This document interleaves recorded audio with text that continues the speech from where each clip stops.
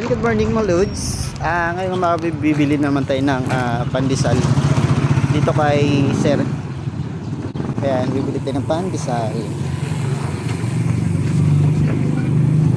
Boss, pa bili kang boss, 20 lang.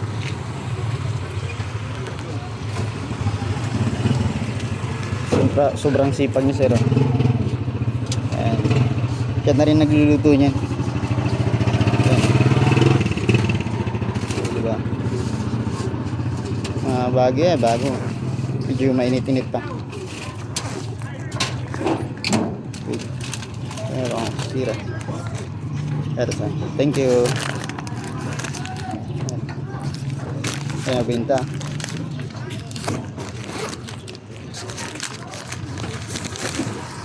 Hirap po magluto mga lods. Salamat po. Ayan. Ito na yung ating pandesal.